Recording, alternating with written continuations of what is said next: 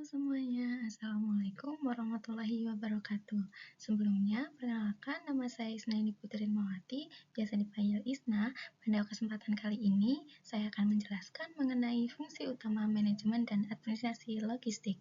Logistik adalah salah satu bagian yang sangat penting dalam perusahaan. Tanpa logistik yang baik, perusahaan tidak bisa memastikan produknya tersedia, tersimpan dengan baik, dan sampai ke tangan pelanggan secara tepat waktu. Menurut Balau 2004, logistik adalah proses perencanaan, implementasi, dan pengendalian aliran barang, informasi, dan jasa mulai dari titik asal sampai titik konsumsi dengan tujuan memenuhi kebutuhan pelanggan. Jadi, logistik bukan hanya soal mengirim barang, tapi juga bagaimana barang tersebut direncanakan, disediakan, disimpan, dan distribusikan dengan biaya yang efisien. Dalam video kali ini, kita akan membahas 4 fungsi utama logistik. Yang pertama, perencanaan logistik. Yang kedua, pengadaan logistik. Yang ketiga, penyimpanan dan manajemen persediaan. Yang keempat, distribusi dan transportasi. Kita mulai dari fungsi yang pertama, yaitu perencanaan logistik. Perencanaan logistik adalah proses mengatur strategi dan kebutuhan logistik untuk memastikan aliran barang, informasi, dan sumber daya berjalan efektif dan efisien. Menurut Ruston, perencanaan logistik berfungsi untuk mengatur proses agar layanan kepada pelanggan maksimal dengan biaya yang minimal. Dalam perencanaan logistik, terdapat beberapa aspek penting. Yang pertama itu peramalan permintaan atau demand forecasting. Pada tahap ini, perusahaan mencoba memprediksi berapa jumlah barang yang dibutuhkan di masa depan. Contohnya, perusahaan retail akan memprediksi peningkatan permintaan pada hari besar seperti Lebaran atau Natal. Peramalan yang akurat membantu perusahaan menghindari kelebihan stok, mengurangi risiko kekurangan barang, dan mengelola biaya operasional lebih efisien. Yang kedua, penentuan rute dan jadwal distribusi.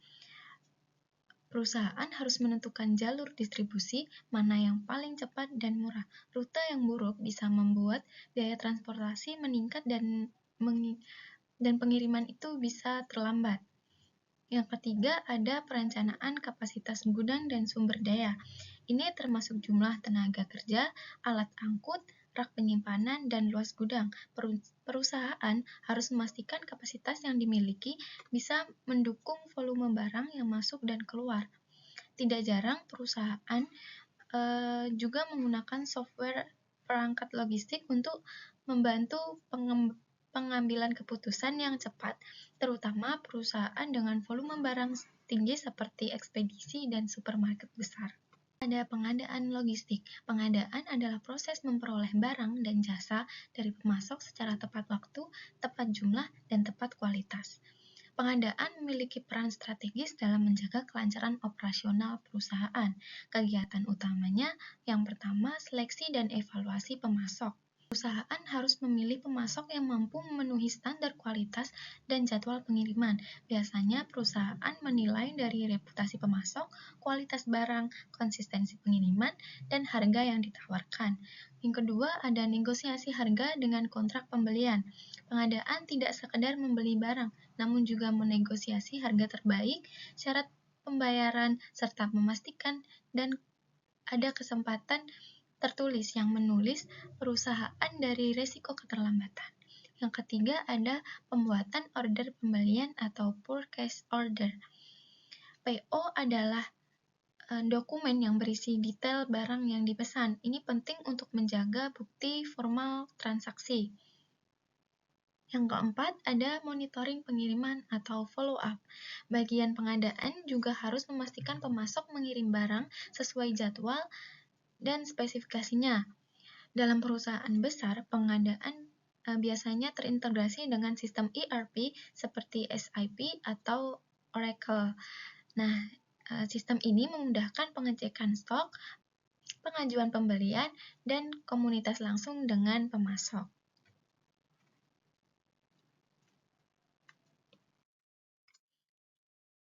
Fungsi yang ketiga ada penyimpanan dan manajemen persediaan. Fungsi ini bertanggung jawab mengelola penerimaan, penyimpanan, penataan, dan pengeluaran barang agar proses operasional berjalan lancar.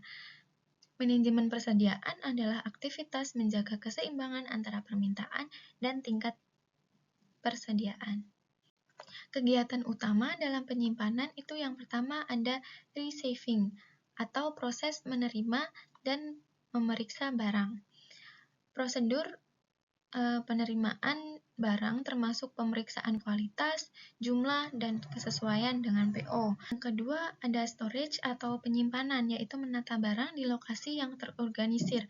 Barang disusun menggunakan metode tertentu agar mudah ditemukan. Beberapa gudang modern sudah menggunakan barcode atau RFID. Yang ketiga ada picking dan packing atau mengambil barang sesuai pesanan.